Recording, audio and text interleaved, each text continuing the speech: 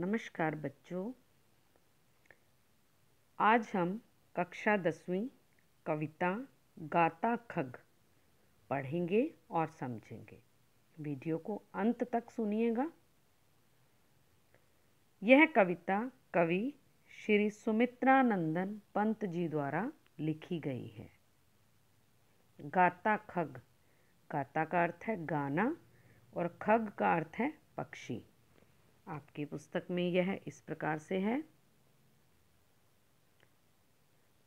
इस कविता में कवि ने प्रकृति के अर्थात कुदरत के विभिन्न रूपों का वर्णन किया है जो मनुष्य के कल्याण के लिए संदेश देते हैं।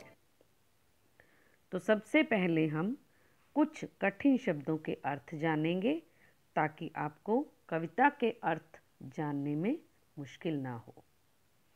खग अर्थात पक्षी, नीरव शांत, प्रसून फूल,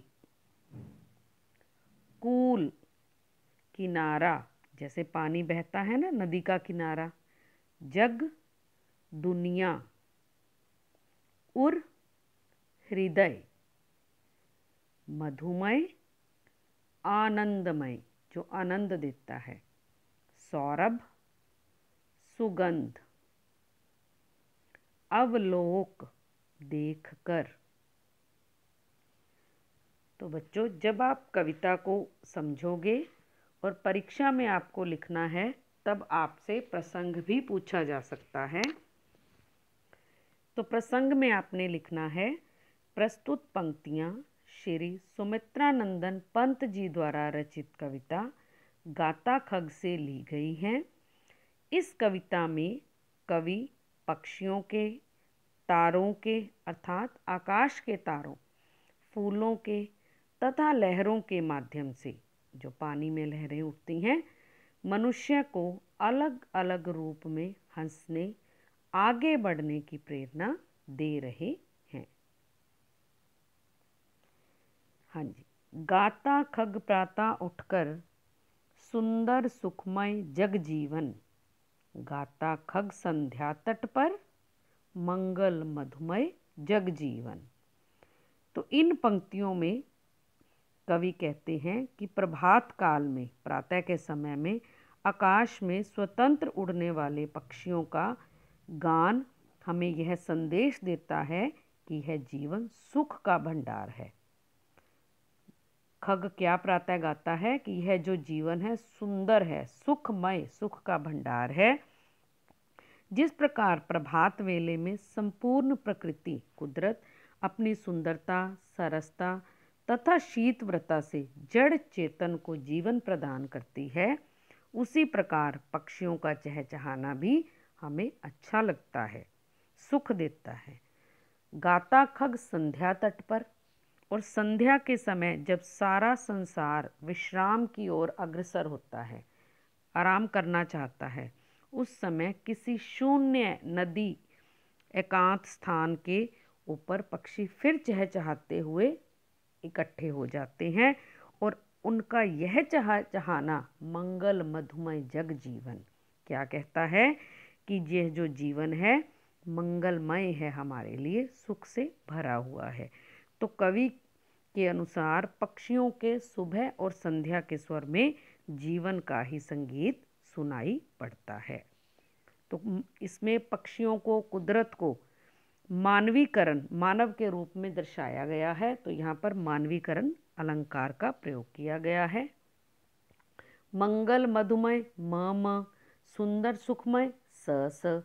तो इस प्रकार अनुप्रास अलंकार भी है।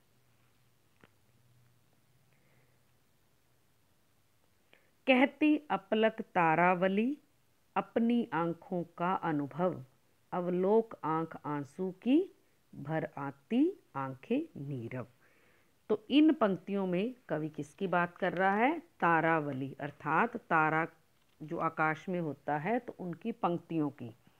कवि कहते हैं कि अनंत आकाश में छाए हुए अंधकार में निरंतर चमकने वाले तारा और उनकी पंक्तियां देखकर ऐसा लग रहा है मानो वे कह रही हों कि सारा जीवन करुणा तथा दुख से भरा हुआ है। कहती अपलक तारावली अपनी पलकों से देखती हुई जो तारों की पंक्तियां हैं, अपनी आंखों का ये अनुभव कह रही हैं कि यह दुख जीवन मानो दुख से भरा है।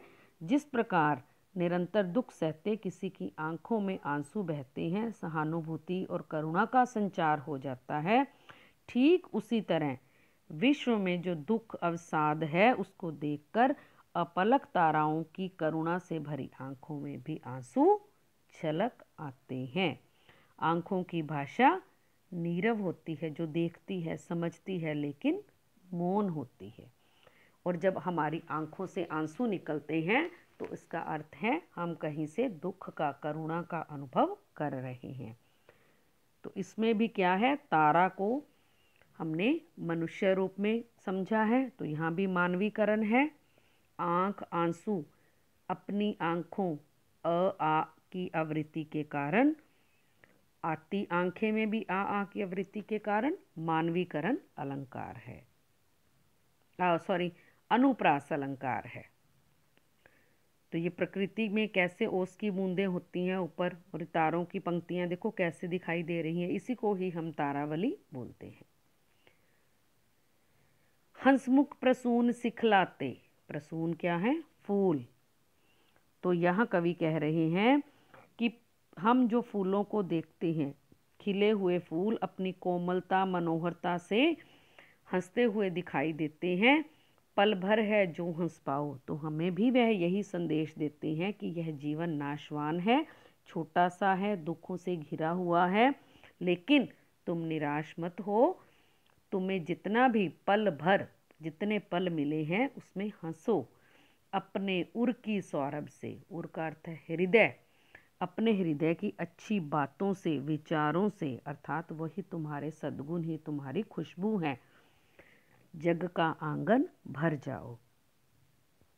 तो जिस प्रकार फूल अपने सर्वस्व को समर्पित करते हैं, लोगों को खुशबू देते हैं, उसी प्रकार मनुष्य भी अपने गुण व्यवहार और कार्यों से संसार के प्राणियों के जीवन को उन्नत और समृद्ध बना सकता है।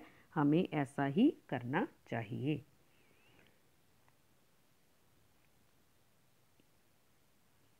तो मुस्कुराते हुए फूल हमेशा आगे बढ़ने का, खुश रहने का संदेशा देते हैं। उठ उठ लहरें कहती यह, हम कूल विलोक न पाएं, पर इस उमंग में बह बह नित आगे बढ़ती जाएं। तो पानी में जो लहरें उठती हैं समुद्र में, वो क्या कह रही हैं कि एक के बाद एक हम आगे बढ़ती रहती हैं, हम असफलता से डरती नहीं हैं, ना ही हम यह सोचती हैं कि हमें किनारा मिला है या नहीं, दिखाई दे रहा है कि नहीं। उठती गिरती आगे बढ़ती ही रहती हैं। इसी प्रकार मनुष्य को भी निरंतर गतिशील रहना चाहिए।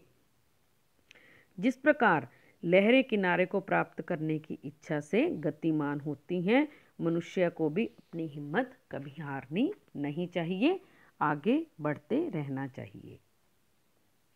कंप कंप हिलोर रह जाती, रे मिलता नहीं किनारा, बुध बुध विलीन हो चुपके, पा जाता आशय सारा।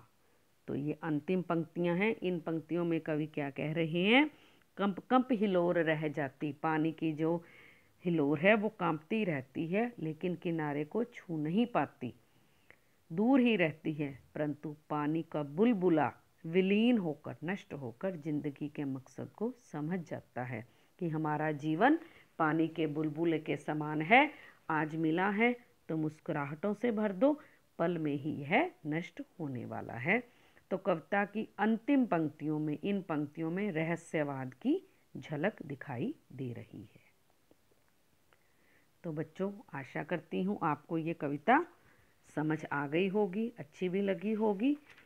अगर आपको अच्छी लगे तो वीडियो को लाइक करें, शेयर करें, कमेंट करें। अगर चैनल सब्सक्राइब नहीं किया है तो अवश्य करें, औरों से भी करवाएं। धन्यवाद।